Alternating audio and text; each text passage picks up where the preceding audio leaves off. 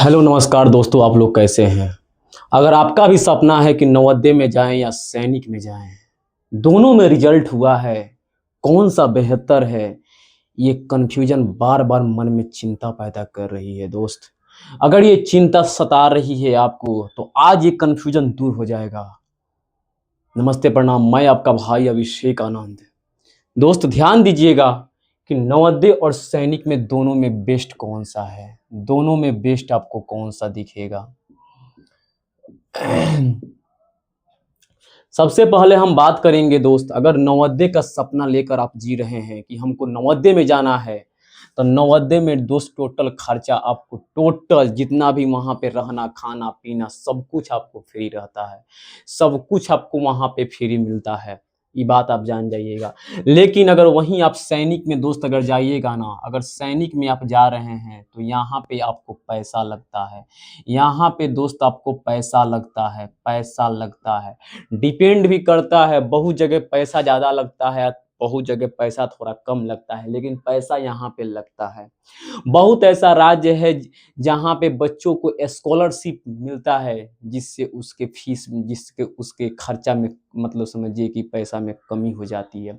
तो बहुत ऐसा राज्य है जो स्कॉलरशिप भी बच्चों को देता है। इसके अलावा में नवोदय में आपको बेहतरीन शिक्षा मिलती है, बेहतरीन शिक्षा आपको मिलता है। इसमें कहीं कोई दो मत की बात नहीं है। इसमें आपको जो मिलेगा सो परफेक्ट मिलेगा शिक्षा, क्योंकि वहाँ पे जो टीचर आपको दिखते हैं ना बच्चा, अच्छे अच्छे टीचर आपको दिखते हैं नवोदय विद्यालय में जो बच्चों को पढ़ाते हैं वहाँ पे। तो इसमें कहीं आपको कोई कमी नहीं दिखेगी यहाँ पे। सबसे पहली बात करेंगे सैनिक में दोस्तों। सैनिक में आपको डिसिप्लिन जरूर मेंटेन होता है। डिसिप्लिन का तो बात ही छोड़ दीजिए, क्योंकि इतना डिसिप्लिन शायद किसी में नहीं होता होगा जितना सैनिक में बच्चों को मिलता है। डिसिप्लिन में सबसे ऊपर है, अगर सैनिक अगर आपको चाहिए तो डिसिप्लिन के मैटर में सबसे ऊपर है सैनिक। बेहतरीन शिक्षा यहाँ भी मिलता है, बेहतरीन शिक्षा आपको यहाँ भी मिलता है, सैनिक में भी मिलता है। यहाँ पे आपको मिलिट्री ट्रेनिंग दिया जाता है। मिलिट्री ट्रेनिंग के लिए बच्चों को तैयार किया जाता है। हर चीज का एक टाइम टेबल होता है, जिससे बच्चों को परफेक्ट बनाया जाता है कि बच्चे मिलिट्री के लिए तैयार हो जाएं। उस तरह का यहाँ पे आपको सुविधा मिलता है सैनिक में, जो चीजें यहाँ पे नवोदय में नहीं मिलता है, जो चीजें नवोदय में आपको नहीं मिलता है। बात मेरा ध्यान से सुनिएगा, आज के बाद से दोबारा किसी वीडियो को देखने का आपको जरूरत नहीं पड़ेगा दोस्तों। मिलिट्री ट्रेनिंग यहाँ पे आपको दिया जाता है।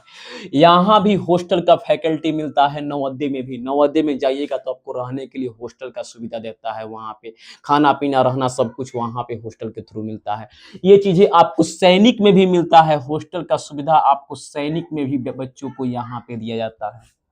बात समझ रहे हैं ना। तो ऐसा बात नहीं है कि नवोदय में हॉस्टल मिलता है तो सैनिक में ना मिलता है, मिलता है। दोनों में हॉस्टल का सुविधा यहाँ पे आपको मिलता है, तो इसमें कोई कमी वाली बात आपको नहीं मिलेगी दोस्त। यहाँ पे सैनिक में जाइएगा तो लीडरशिप क्वालिटीज आपको दिया जाता है, नेतृत्व क्षमता पर फोकस किया जाता है दोस्त। नेतृत्व क्षमता पर आपको फोकस किया जाता है, जो चीजें आपको नवोदय में नहीं देगा, जो चीजें आपको नवोदय में यहाँ पे नहीं मिलेगा। ये जाहिर सा बात है दोस्त, जो सही है सो सही है।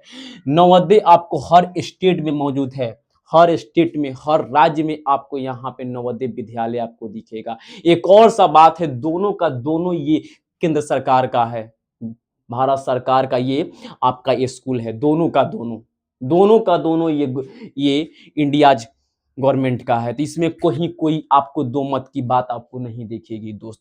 सबसे बड़ी बात नौ सैनिक में क्या होती है कि अगर सैनिक से बच्चे पढ़ते हैं तो यहाँ से एनडीए और सीडीएस के लिए तैयार किया जाता है।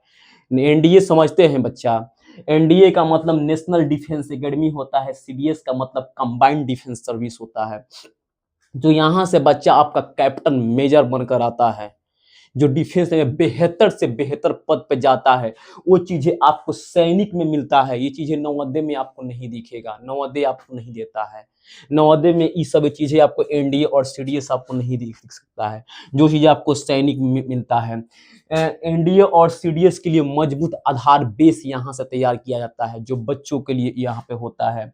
यहाँ पे देखिएगा नवोदय में आपको बोर्ड प्लस कॉम्पिटिटिव तैयारी किया जाता है। जाहिर सा बात है कि आप अगर नवोदय या सैनिक निकाल के जा रहे हैं ना, तो यहाँ से कॉम्पिटिटिव एग्जाम निकाल के जा रहे हैं, जिस बेस में आप पेपर देते हैं ना, तो कॉम्पिटिटिव लेवल का पेपर होता है, जो बच्चे यहाँ से निकाल कर जाते हैं, तो उन लोगों का जाहिर सा बात है कि उन लोगों का कॉम्पिटिटिव में थोड़ा-सा वहाँ से हेल्प मिलता है कि और सारी चीज़ें उन लोगों को कवर हो जाती है, जल्द से जल्द हो जाती है, ताकि बच्चे भाई पेपर निकाल के जा रहे हैं ना, तो बोर्ड प्लस कॉम्पिटिटिव यहाँ से बच्चों को, यहाँ से बच्चे अगर जो निकलेंगे ना, नवोदय से जो बच्चे निकलते हैं तो 12th पास कर लेंगे, उसके बाद से निकल जाते हैं। फिर उसके बाद से उनको जहाँ मन करेगा तहाँ पढ़ते हैं, लेकिन ऐसा सैनिक में नहीं है। ऐसा सैनिक में आपको नहीं है। आपको यहाँ से कामयाबी मिलती है तो मिलती है, यहाँ से आपको उस लेवल तक पहुँचाता है वो।